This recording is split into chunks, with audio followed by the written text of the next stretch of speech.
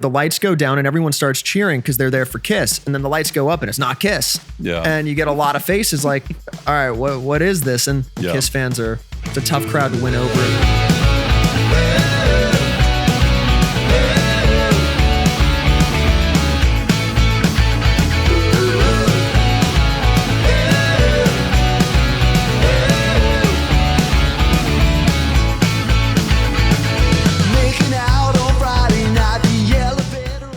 Hey guys, gals, and non-binary pals. Welcome to the X5 podcast. I'm your host, David Lonham. It's good to have you with us. If this is your first time tuning in, make sure you like and subscribe. You're probably like, hey, I hadn't even seen this damn episode yet. Hey, just go ahead and trust us. Like, subscribe, leave a comment in the YouTube for the algorithm. I'm co-hosted today by my buddy Jeff Allen here in the house today. Hey. HMFIC here at the owner of this studio that we're at today. It's Ride a Jet Ski Free Day here That's today. right. The Charlie Reese Lake Day. House out here. Y'all make some noise for Charlie Reese. All right, Charlie. And make some noise for David with his beautiful new haircut. I didn't want to bring it up because I knew he was going to. I was just I'm so proud. I'm so proud of you. We're going to touch on that in a minute.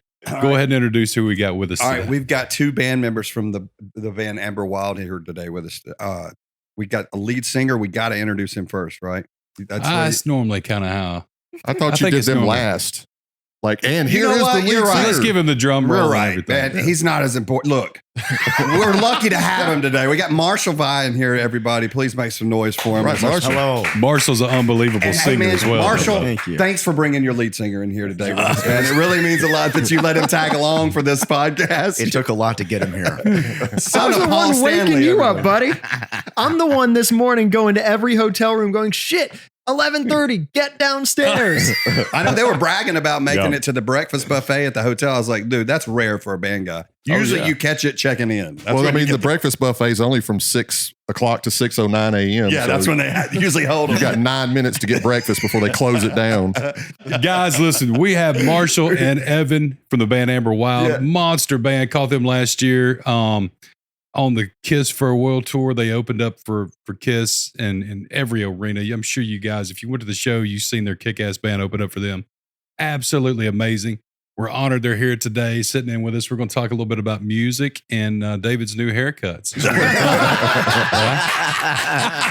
So let's jump in and let's talk about your record that came out now last year, correct? Yeah, we put a couple singles out right before the tour. Mhm. It was, we were lucky. A lot happened real quick. We were playing around LA for a few months and shows were going great. And I played Yeah. so many shows. I'm sure you have too, to nobody.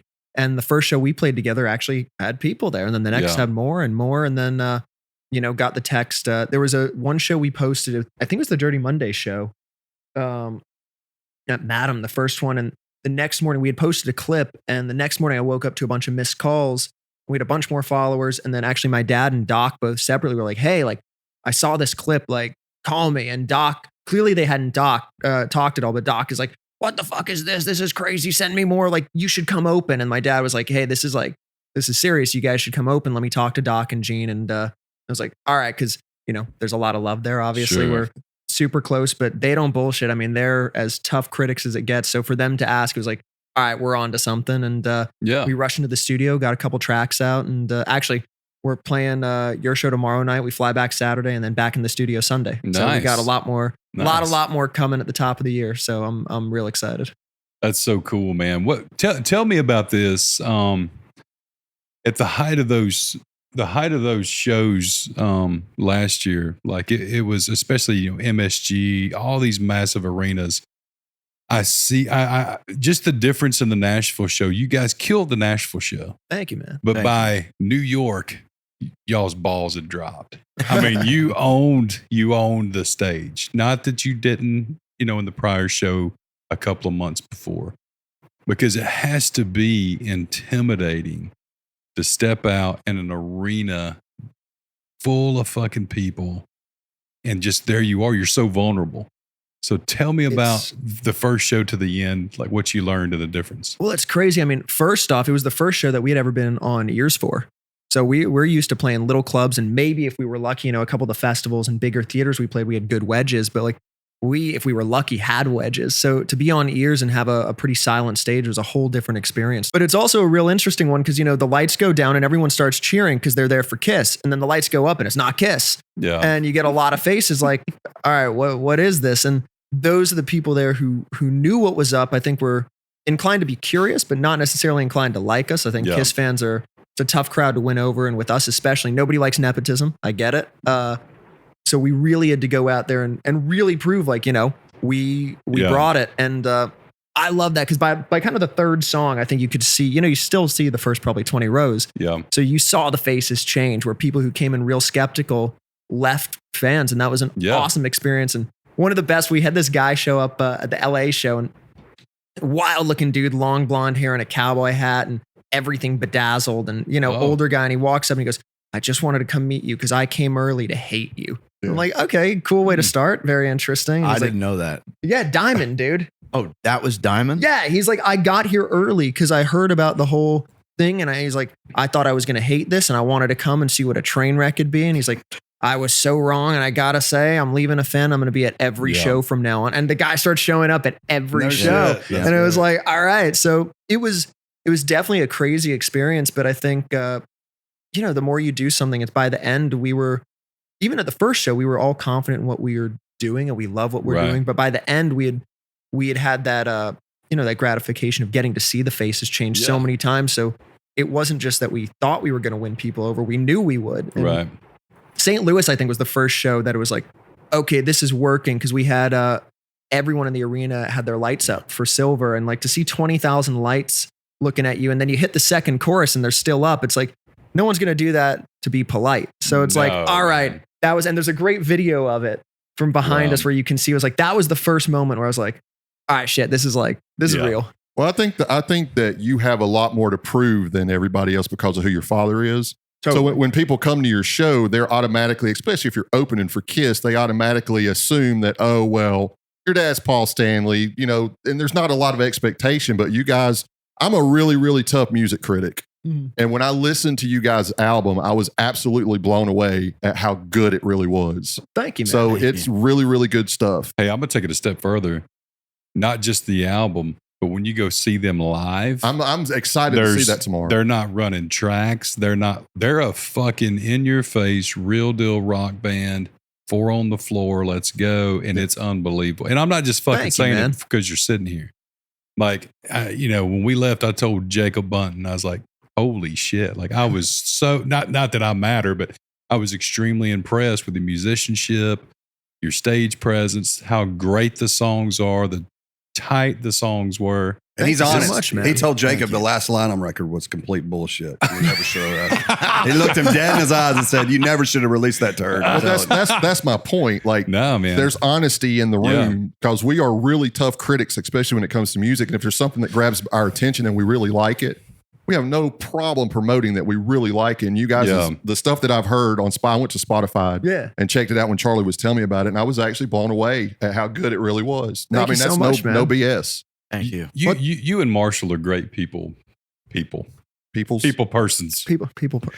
Like you really are. Like, Evan, they made it a point to hang out at their merch counter. They made sure to really, they do everything right. And it's not because you can tell, well, we got to do this to be that. Like they genuinely want to meet their fans and want to. We love attention. People. Yeah. It's Why do you great. think we picked up these? Right. Well, your fans, though, your fans are everything to what you do. Well, yeah, I think sometimes people forget that. And I've been really, really lucky. I've gotten to meet a lot of my heroes, and almost all of them have just been incredible. But every once in a while, someone slips in. I'm like, whoa, you really forgot how you got there. Because at the end of the day, it's like, you don't get that success or get that life without fans. Like they're the ones who allow you to have that career. So you always got to make sure that, you give them time and energy. Well, they buy the records and they buy the merch and they support you. So that's the one thing you took away from your dad's career that's absolutely legit. I sat there and watched him on that cruise dressed up in full costume for 3.5 hours, take a picture with every single person on that ship,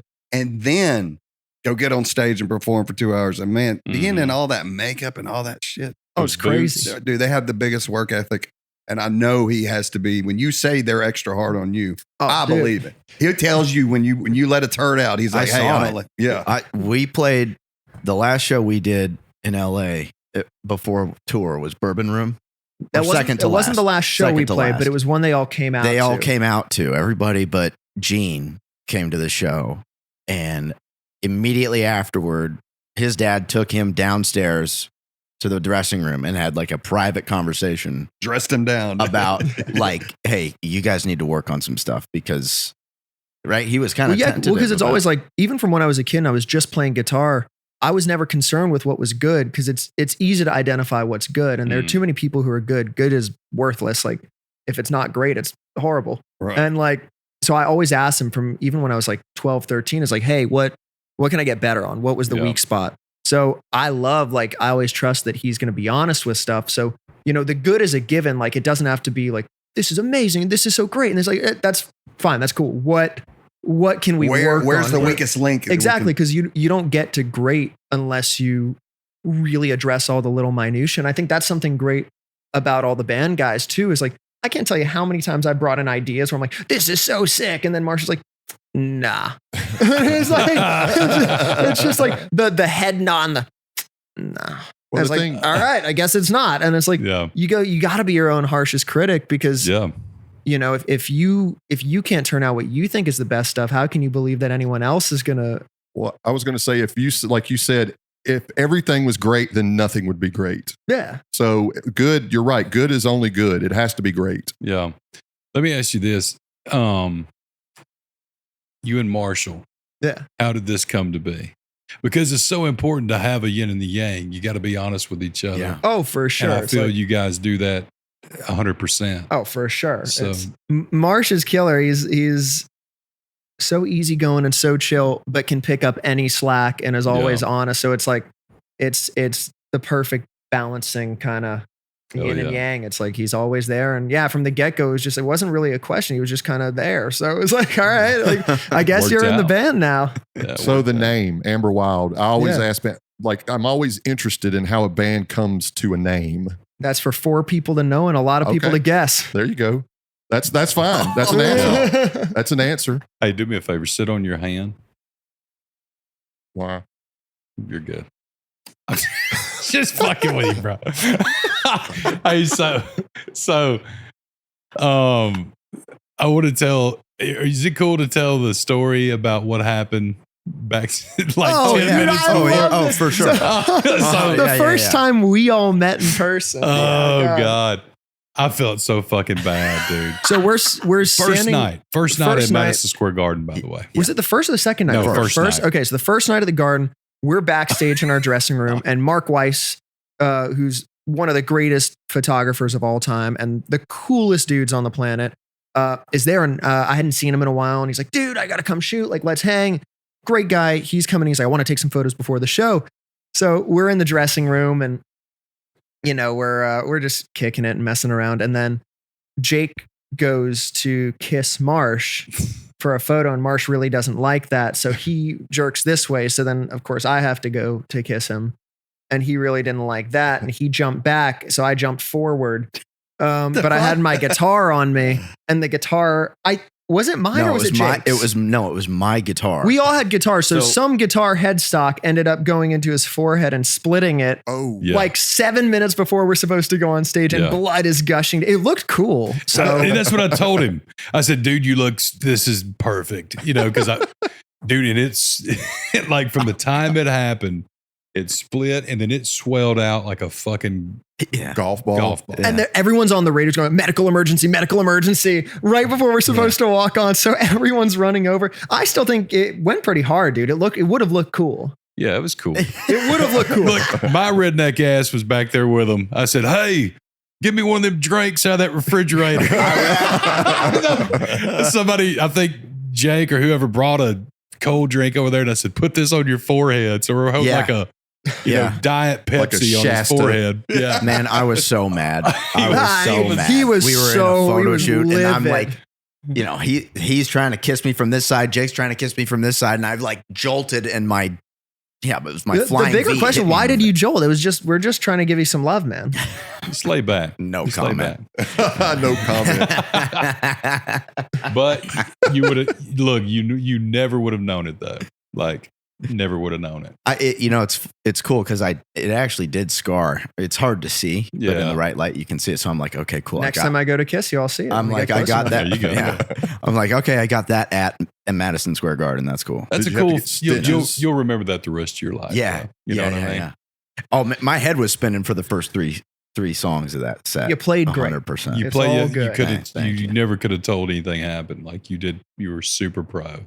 Never missed a beat. Did you tell the video I was guys? the most pissed I've Keep ever the seen video. Marsh. Get the video off of I it. said it was the most pissed I've ever seen He was Marsh. He shaking. was so I mad. was so mad. He was He shaking. was so mad. I walked in there and it was just me and him in the bathroom. He'd known me for all of 3 minutes. I'm like, all right, man, just calm down. You know, I'm like, listen. Did you try to kiss him? If it's bleeding, it's going to look bitching on stage. Don't worry about it. We'll keep this on your head. The swelling will go down. Blah blah blah. And he was fine. Did the swelling go down with the can thing? Did it work? He was a pro. Yeah, Yeah, a little bit. we're going to say it did because It worked great. It got super glue. I'll never forget this. Yeah. I'm standing there. I'm tuning my guitar in the rack. What's his name? Dr. Mark. Dr. Mark is super gluing my head. My mom is holding an iPhone flashlight. Dr. Mark is super gluing this shut. Yeah. I'm tuning my guitar, and what's his name? Backstage director. Super hard ass guy. Was it Robert? No. What's his name? The huge dude with the beard. Oh. What's his name? Oh my gosh. Oh, Bandy? Yeah. Okay. Yeah. Bandy comes over, and Bandy was the guy who was always like, all right, you guys ready? All right, it's your time. Go on. So I'm tuning my guitar. My head's getting super glued. And Bandy comes over and he's like, Marshall, how you doing? And I'm like, we're hanging in there, you know? And he's like, all right, well, you got 1 minute. And I'm like, oh shit. And my head isn't super glued shut yet, you know? And then That sounds so redundant to say. Dr. Mark gets it done 30 seconds later.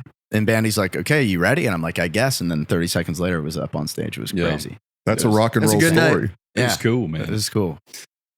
Well, what is going to be your 25 plans? Do you feel like what's going to be the biggest focus for Amber Wild in 25? Just more of what we've been doing. I mean, we love playing. That's kind of like what you said. We're a live rock Yeah. band. That's our thing. It's like no tracks, no click, nothing, and nothing against that. But for us, like what we really love is just playing live and playing off of each other and having the freedom to really lean into it and every night do something a little bit different. So we got a tour coming up starting in February. We're back in the studio in January.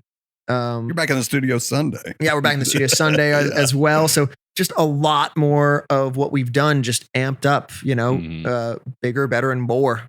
You guys going to do any Europe I shows? hope so. Man, I want to. Someone in Europe, bring us over, please. Get us those visas. There you go. Yeah, I'm dying to play. Man, just get back to UK and play, and all of Europe's great. I mean, the way they consume rock is so different there. Yeah. So we're dying to get Yeah. over there. We talked on the way over here. I was like, I don't know how you navigate the music industry today. It seems like it changes so much. There's no gatekeepers anymore, but it's really just like, how do you get sucked into an algorithm and start? I mean, you already had a jump start to be able to say you played Madison Square Garden. Just having any story going, we were about to play Madison Square Garden. You've already leveled the room. Anybody you're telling that story to, because 9 times out of 10 people were like, I'll never get that chance. But every day you still got to take steps forward because it's like it's democratized in a lot of ways where, you know, anyone can be seen and heard, but at the same time, anyone can be seen and heard. That's right. So you got to make sure you're constantly doing something to cut through. And I think consistency is everything, just not stopping. Like that's, did you grow up in New York? I grew up in LA.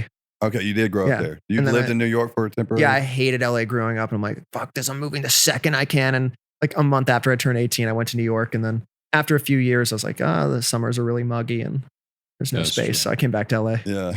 It's hot there though too, man. Oh yeah, I don't like LA weather, but all the guys are in LA, so I can't leave. Yeah. Yeah, no, I get it. That's where it's home base. Yeah. I want to touch on something important.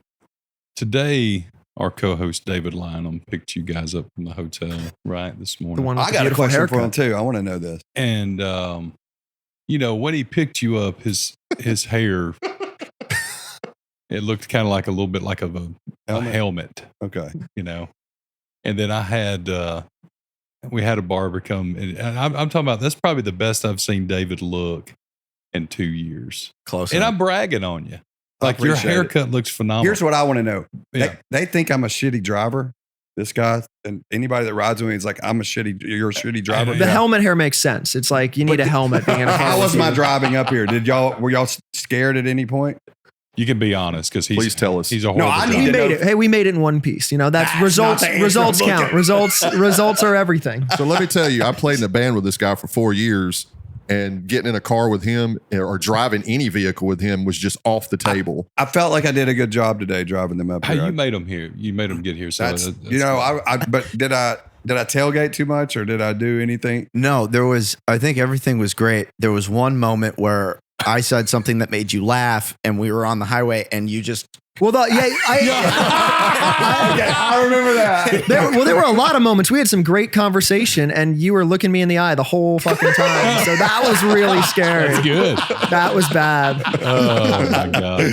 But we're here. We're here, man. Yeah, I think that's important. You must have the best peripheral vision of anybody around. No. He almost put our tour bus into a brick wall about 3 o'clock one morning, and that was the end of his driving for us. Do y'all have road rage when you drive? Nah. You ever been in a car with somebody that has it? You and they have make you to in nervous? LA? Jesus. No road rage? You got to just let things go because everyone has guns now where it's like, I That's don't want to true. be shot over honking at someone. Oh yeah, man. Man, I've been in LA. a car with people that get. I have road rage, but I Horns. I never do anything about it. I don't like. You just let it fester I inside honk a of lot, you. actually. I honk a I'm lot. taking this out on my band. I get next time. yeah. You just cuss. You just cuss to yourself. Yeah. Yeah. I don't get out of the car. I don't honk. I don't flip the bird. I honk a lot, which Yeah. I should probably stop. But That's a New York thing, though. It's a LA is a thing new- too. You know, You get on the 405 or something. That's all you hear. Is, when every time I'm in New York, I'm like, man, just anything and everything. People's honking the horn. Like in the South, we don't do that down If you here. honk, you get honked It's at. You look, extremely you're like, rude. Like, yeah. like we'll drag somebody out of the car and beat the piss out of them for honking at us. at yeah, red light. that's so You know? true. First thing you do in the South is you take your horn apart so you can't even blow it. Get used to it. Yeah.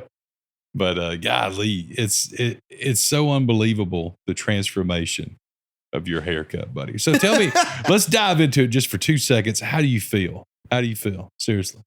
Like $100, dude. No, I mean, I'm not a big hair guy. So when he said, "How do you want to cut it?" I was like, No, he didn't say that to you because I said, don't listen to him. This is how yeah, he wants to cut his hair. I didn't care. Like, just do what you want. I think it looks good. It looks great. I wouldn't have picked it, and I'm fine with it. That's Yeah. all. Yeah, it looks good. You wouldn't have picked it. What would This you is- have picked?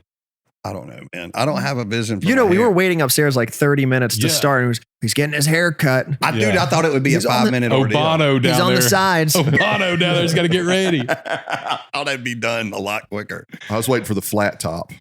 Oh, Set your beer on his head. give him Oh, a dude. Caesar. How often do y'all get your hair cut? Man, This me is turning probably weird. once every 4 or 5 months, probably. Yeah. Yeah. I went through a phase over like COVID where I was cutting my own hair with nail scissors, like, the little itty bitty ones. Cause I Oh, How did You know- that go? poorly, Yeah.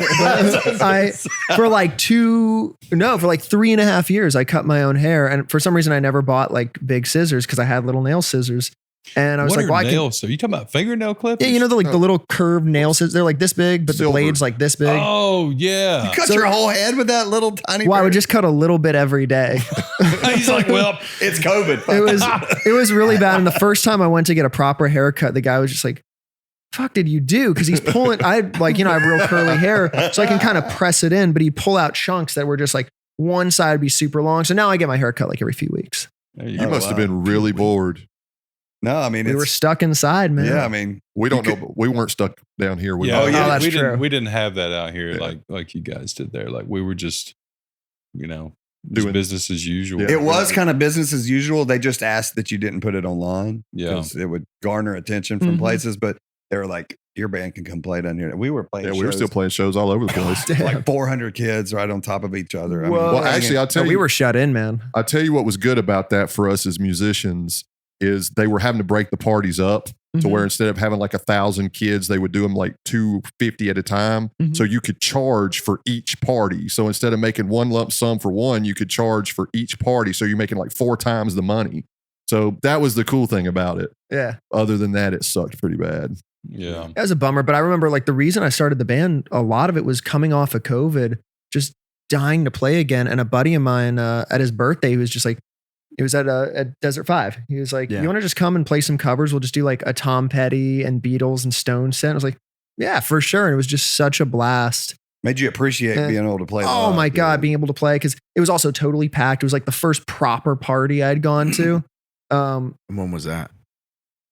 I don't know, like 2021 Okay. at some point. Yeah. And I was just like, man, gotta get a band together. Like I miss just playing. There's no substitute for playing live. And I think as much as music has changed, that'll never change. People want to go out and have a good time, and people want to feel something. And that's what music offers. It's like, it brings people together, and no matter what the business is doing, there's never going to be a time in the world where people don't want to just have a shit ton of fun. So like, that's it. Figuring out how to navigate the business is one thing, but like, man, just playing live, there's no feeling like it. Mm-hmm. I feel like rock music is going to be on the upswing again. Oh, for sure. I mean, Doja Cat did Coachella a couple years ago with a rock band. It's like, at this point, I remember in LA, there was a long period where it was super normal to go to a show and to be a drummer running tracks and a singer.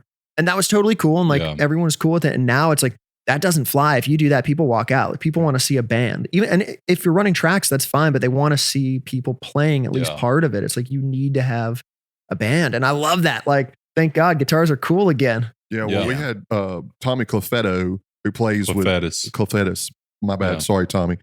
Plays with Ozzy. Or he's got a band. And he's talked about most of the guys that he plays with are really young, like, 20, 21. And so like, there's this whole generation behind this generation that was into the DJ thing that are back, really back into rock and roll music. And I think that's cool. I think that's cool. Oh, it's the best. Cause like, there's no better feeling. And I love producing. I love making stuff in the box and on the computer. But like, when you get to touch something and pluck something or hit something and then make a sound, it's like, that's the best feeling. It's the most gratifying thing. It's like, I did this, I got this. It's like, then you get to do it again. That's sick. Like that's never going away. That's the coolest thing around. I was giving them a pep talk on like these jet skis you got, by the way. And they're not ready, dude. I told, he's like, I've got restraint. I'm not. Dude, I hurt my wrist. Literally, I'm like, I love jet skis. They're so sick. And because it's like, if you're going to be on a jet ski, you got to just open it up. And I hurt my wrist on a jet ski of all things like a month ago. And like, this is the one thing I'm like really good at. I need both my hands. I'm like, shit, like, think I'm done jet skiing now. It's I'm like, I got no restraint when it comes to that. You better it's not. Like, yeah, you better not. Just fuck it and just do it. You'll be fine. There's nothing like hitting the water at 90 miles an hour. No, he said he's not getting it. He goes, I'm not getting it. Dude, I can't get on it because if I get on it, I'm going to go 90. You told me one goes 90. I'm going 90. Marshall's getting on that son of a bitch and he'll zoom past him. He'll be like, let your boy get on it, man. There's no traffic out here. I can get it. I told him that you were just going to give him a beer and then he'd be set. Yeah, you're good. You're good. We'll see. We'll get on we'll put you on the boat. We'll be fine. I got some arm floaties and all that stuff. This is the South. Perfect. This is the South. That's the vibe. I'll make a bed out of floaties and just I need a new band photo starfish in the water. Floaties on your arm. On a jet ski. Oh gosh. At Madison Square Gardens, did they get pictures of your head? Did the photographer, was Mark the one taking the pictures? Dude, did he they? was. There are definitely photos somewhere. I got to find them. You got to post There's those. got to be. For sure.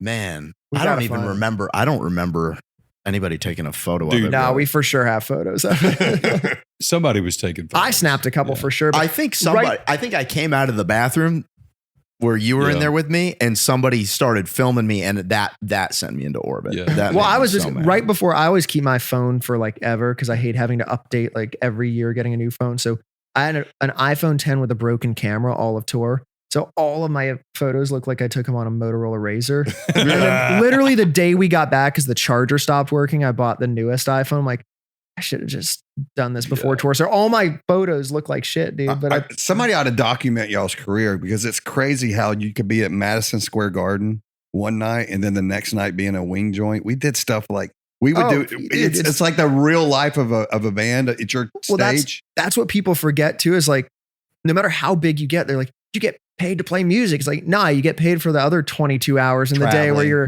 dealing with all the shit. And it's like, it's crazy. You have these super high highs where it's amazing. You have everybody's attention. You're playing on this massive stage and it's crazy. And then the next morning you're like scrambling to check out of a hotel and go to like Waffle House and eat something before you get on to the next Our career cities. was like that. We play an amphitheater, and then the next night we'd be playing a wing joint to fucking 120 people. Oh, maybe. While we were on tour, we did Canada too. And because of visas and some other stuff, we had to do a bunch of headline shows, but we had to do unpaid shows just because it was, all the Canadian, I don't know the ins and outs of the Canadian visa stuff, but it was definitely an interesting thing to like one night you play Seattle to 20,000 people, and the next night you play Vancouver to like 59 people. Yeah, that's real shit. But I'll tell you, it was a Tuesday night. We'd never been to Canada, and 59 people or whatever showed up for us, and we're going crazy. And I'm like, I love it. I love every single one of them. And it's like, you can't punish the people there for the people who aren't. You got to go out there and give them everything. And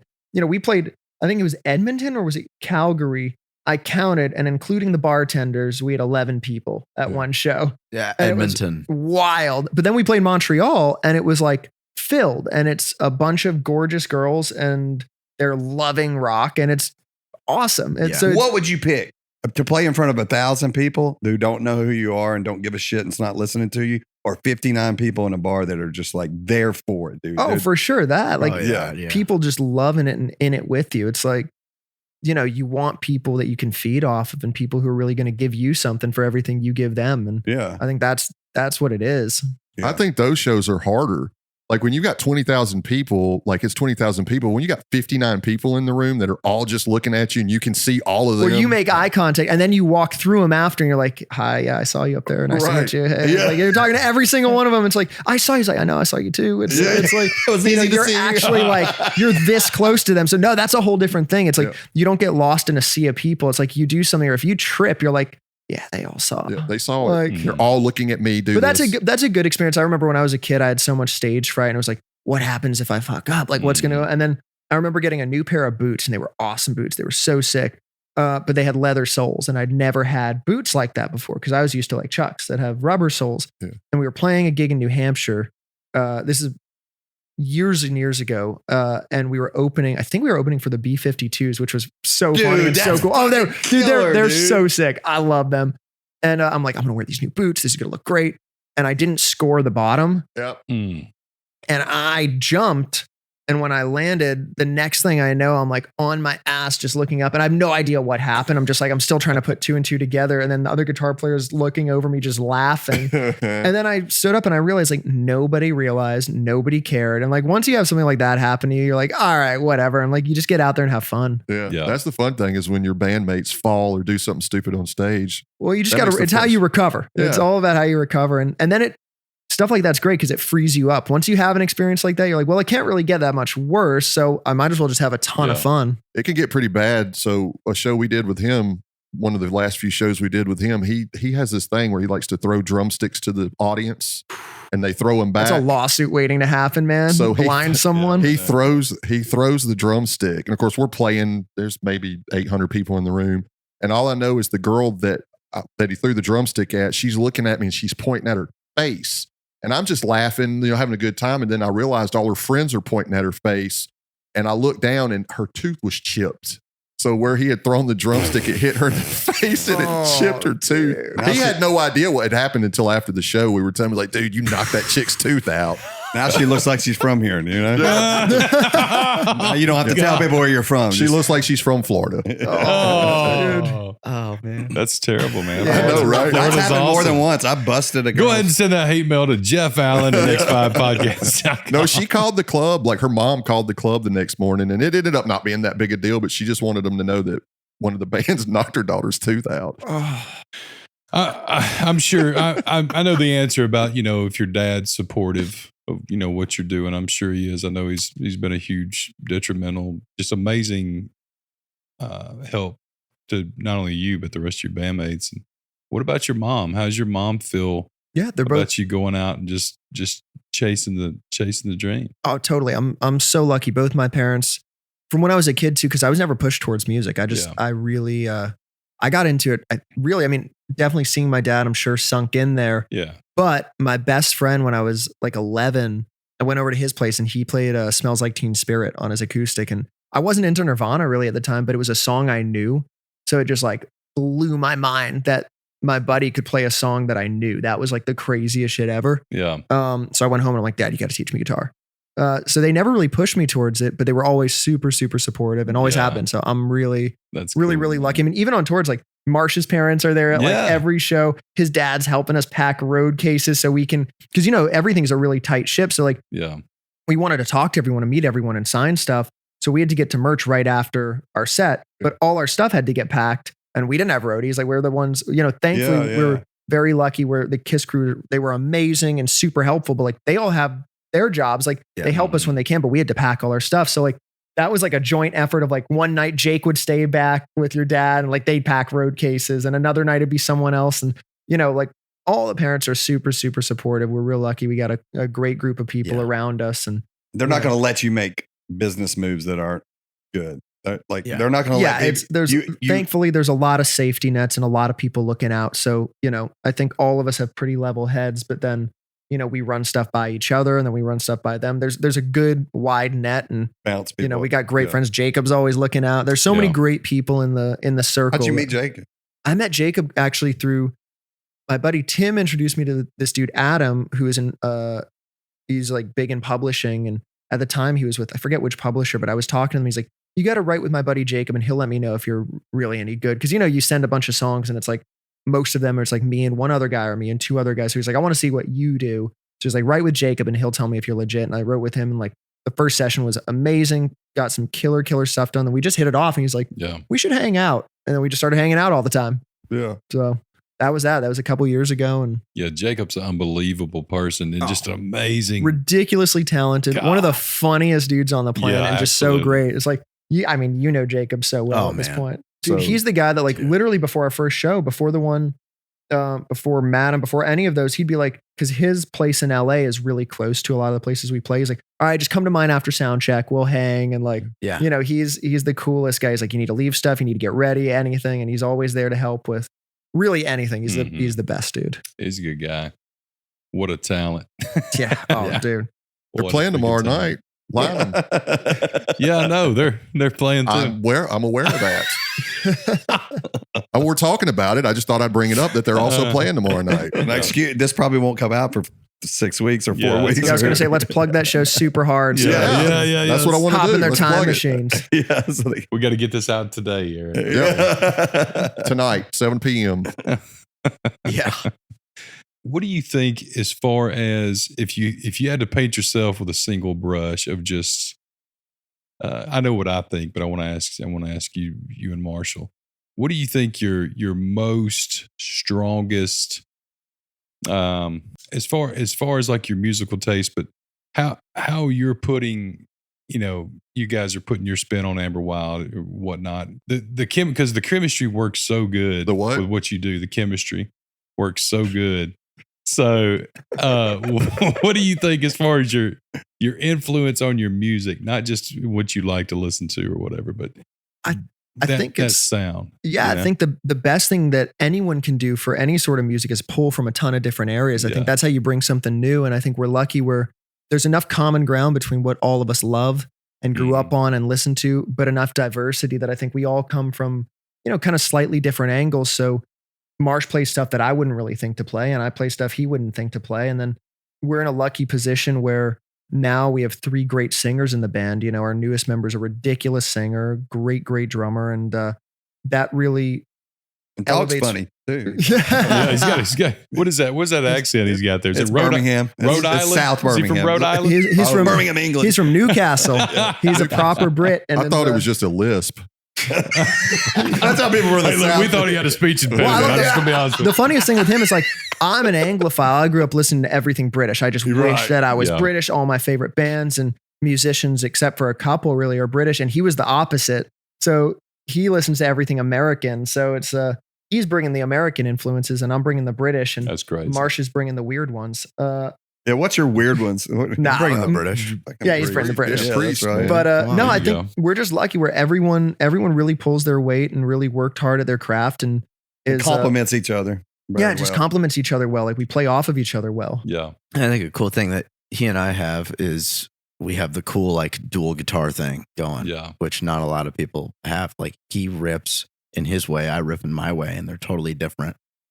He's more like based in blues and has like the blues chops. That's what I was But that, You know? that 35-second fucking question I was trying to ask a while ago, that's what I was getting at. Like, Yeah. because he is very, like a very blues scale-ish Yeah. with some jazz, but not like still rock, but like Yeah. totally different styles. That's what I'm meaning by that. Yeah, I think he's yeah. much more more Yeah. blues, and grew up on those guys, and I grew up on Def Leppard and Priest and the Cult Yeah. and all that stuff. Yeah. Oh, that's my I'm kind favorite. of more the The like Cult. the 80s. Yeah, man. Mm. So I'm kind of more like that. Yeah. I think it And- balances each other super well. Oh 'cause yeah, and you can Mm. tell who's playing what. Like that's what I think if- love. yeah. It's like, and it's great too, because there are definitely songs where it's like, okay, this is for sure a Marsh solo, Mhm. or this is for sure a me solo. And then there's somewhere it's like, hey, this is for sure a lot of guitar solos. Let's just trade off and enjoy. It's like, Yeah.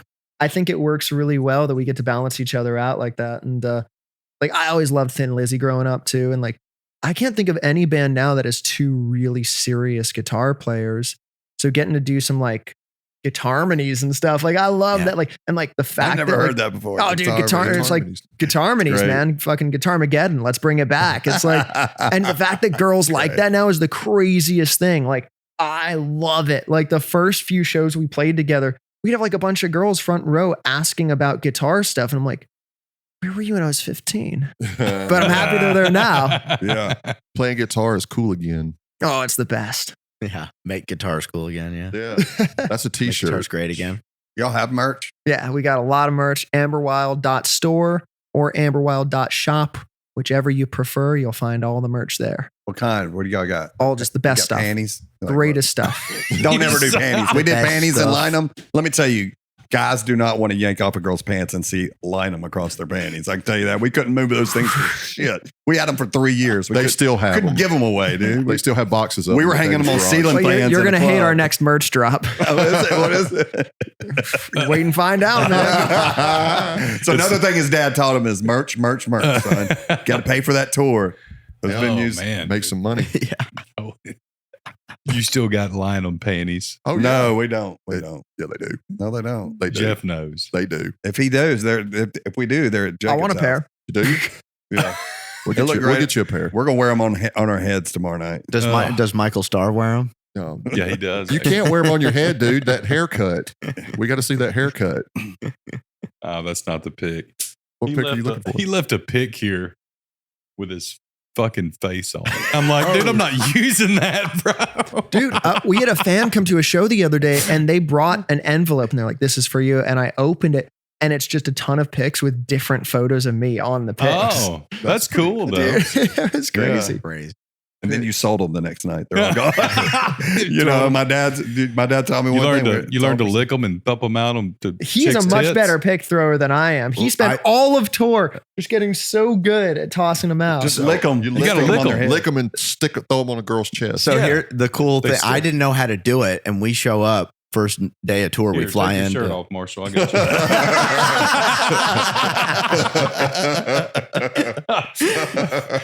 We fly into Cincinnati, and the first day before the first show of tour is production day, and it's production rehearsals for KISS. And so we're in the arena watching KISS do their production rehearsals, Mm. and me and Evan and our drummer and everybody, we're all standing there, and Paul and Gene are just flicking picks at us, like target practice. And as soon as Paul gets off stage, I'm like, dude, you got to teach me how to do that. Please. So I learned from the best, man. I learned from the best. So he was like, it's all right here, man. And you just, I love your dad, dude. He's just like, just don't make a big deal out of it. You just got to be cool. You just got to make it cool. It's just a seamless, it's all right here. Like, it's just like, and it was great. You got to bend your knees. Dude, And you got to be careful in a KISS rehearsal. If you're like new and walking in and haven't been there, especially if you walk in like midway through rehearsal, you're going to get pummeled by all of them, or really my dad and Gene, but Tommy will get into it and they're all so good that like you'll be sitting there and it's hitting your face. They it's can hitting- put one between your teeth. Oh no, they can get them anywhere. It's Dude. bad. And one of my favorites was, I think it was, it was Detroit. In Detroit, it was the first show my dad came to on the tour, and we're in the pit right in front of the stage, and it's during Gene's solo. Okay, so it's Gene's moment, and Paul's in the wing, closest to me, and all of a sudden, my dad gets hit in the chest by Paul throwing a pick at him. And then I'm going down to get it, and I'm looking down, I'm looking away, and then Paul nails me in the forehead. Back-to-back bullseyes. Got your ass. From like 40 feet away. I mean, it's crazy. Ridiculous. What absolutely blows my mind, and I'm gonna jump into this for 1 second. It was my first time seeing you guys, but it was also my first time seeing KISS in Nashville. Whoa, man. And then, Madison Square Garden was my second show. It blows my mind, Paul and Gene, Tommy and Eric and everybody, their age and the shape that those guys are in to go through those shows. Look, man, like, it's called professional musician. It's crazy. No. Like, you don't understand. They've got on 100 pounds of fucking gear. I've seen it. And to do that and give 100%, like, they're not up there phoning it in. Oh. Like, it's unbelievable. I was blown away at that. Oh, it's wild. And for us to get to play and then watch them every night, it really makes you, up your game and study what you do. Cause you never want to be another band. You can't out KISS, but you can be the best version of you and take away, a ton of just ridiculous insight from watching that show. I mean, and not only is the show amazing, but it's the most consistent show I've seen. It's every single night. Yeah. The difference between a bad night and a great night, it's like, no, they're only great nights. Yeah. It's like, they're different shades of great. And it's wild to see a band that far into their career where every night they go out and just throw it all down. Yeah. It's awesome. And then I think it's weird because I grew up obviously so close to it. So I didn't grow up really listening to a ton of KISS. It was more, dad's band and dad's work. And when I was maybe like 17, I was like, I got to try my best to let me just try and listen the way a fan would or someone. So I got KISS Alive because that seemed to be kind of everyone talked about that. And I'll never be able to listen like a pure fan, but I did my best to kind of, disconnect. And I'm like, whoa, this is actually so sick.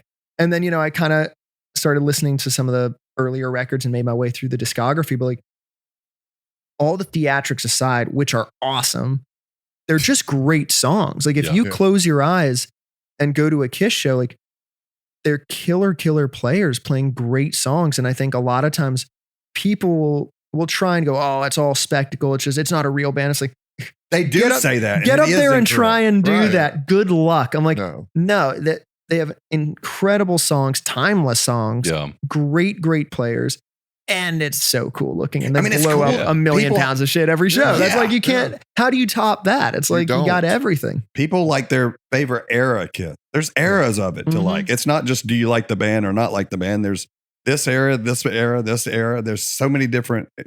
It's crazy. There's very few bands that you can say that about. You joined a band with Paul's son. Did you think, oh, it's something he's never going to want to talk about, like being in a band with him? Yeah. You're like, and I want to have a million questions, but like, I don't ever want to ask him because I know he's over it. He doesn't give a shit. It's just his dad. Yeah. It's funny because the first real band I was in before this band, I was in a band with twins, the bass player and the lead singer. Their dad was the lead singer of REO Speedwagon. And we got to open for REO. So it's kind of like, oh, here we go. We see what you're doing. We see what you're doing, Marshall. Yeah. Just moving down the line. Yeah. I'm like, who's next? Shit, man, who's next? Yeah. The Nelson twins kids start a new band next week, I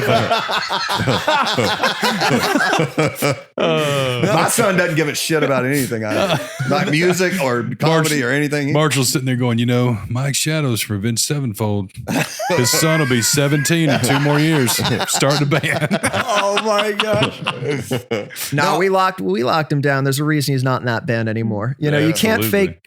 At the end of the day, no matter whose kid you are, like you can't fake having it or not, and you can't fake chemistry. True. And at the end of the day, that's really what endures. So I think you can look at so many kids who have made a record or two, and some of them have succeeded, and some of them have endured, and that's because they're actually just great at what they do. And then a lot haven't. Where it's an amazing thing to have those connections and that support.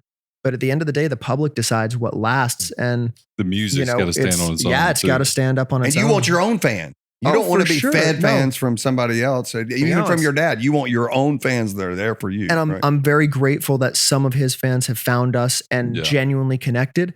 And it's totally fine that some go, hey, that's not for me. Yeah. That's what's great about music. It's like That's it. there's so much great music out there, and it's such an individual thing. That's art. So yeah. I think we're really lucky that we have a chemistry that's, like it or not, you can't say it's not there. It's a very obvious, undeniable thing. And now it's like, let the people decide. And I'm so confident in what we do, and I so love it. And it's now we just do our best to get in front of as many people as we can and share it with them. And this part of the grind's fun. It's the best. You're going to look back on this as the best days of your life. I love every step of it. And we have a blast. I mean, even I feel so bad for everyone on the plane yesterday near us, because we just got, 4 aisle seats next to each other. And we're just laughing, going off the whole flight, the whole layover, the whole second flight. And then until the bar closed in the hotel yesterday, it's like, all we do is have a great time. It's like, you can't beat that. What it's about. You'll eventually hate the way each other holds a glass of water one day. You'll be like, yeah, this son of a bitch. Yeah. Dude. But that's just being in a band with people forever. Like me and Jacob get bored on planes. And then oh no, where's this going? No, we're not, nothing like that. But we end up, everybody's shutting the shades and trying to nap. And me and him are in there singing like in harmonies and like just stupid shit. And you can just feel people looking at you going, these motherfuckers. Oh, you know what I mean? Yeah. You about ready to get on the jet skis? Yeah, it's about that time to wrap. I'm ready. You were born ready to watch. So look at that camera. Tell everybody where they can find you guys. Tour dates, merch. We got a lot of tour dates coming up in February. We're going to announce real soon. Merch is on amberwild.store or amberwild.shop. You can find us on @amberwildband. Yeah. Shit, I should know that. Questions? @amberwildband. Well, Instagram and all the socials are so annoying because it's like, Amber Wild is like, some guy or girl who got the account 10 years ago. Sounds like a porn never star. used it. She was. She was a porn star. You have Evan Stone. We have Amber Wild. We didn't know that when we named the band, by the way. I don't believe that. Oh, we didn't. That's why the band was named that. You know how I found that out? I found that on the Reddit thread of the KISS fans that made a Reddit thread talking about us before we opened. Somebody on the Reddit thread was like, gearing up hate. Dude, Amber Wild, Paul Son's band, that was a porn star. I used to watch her video. We are not named after her, but not, Amber Wild Band across socials. Insta's our main platform. It's all us on there. So if you go on there, talk to us, say what's up. You can find all our tour dates, all our music, all our merch, everything else, and us. Should we put her on a shirt? Nah. Okay. Yeah, she'll We'd come have to after pay her, you. dude. She's broke as shit now. You can bet she'll come after you. Nah, she's working at Walmart. Thank y'all for tuning in, everybody. Evan, Marshall, thanks so much for coming and hanging out. Thanks so much for having us, man. man. It's been a lot of fun. We're going to have a lot of fun tomorrow night. Oh, I can't wait. That's going to be great. So good time. Anyway, like, subscribe. We'll see you guys next week.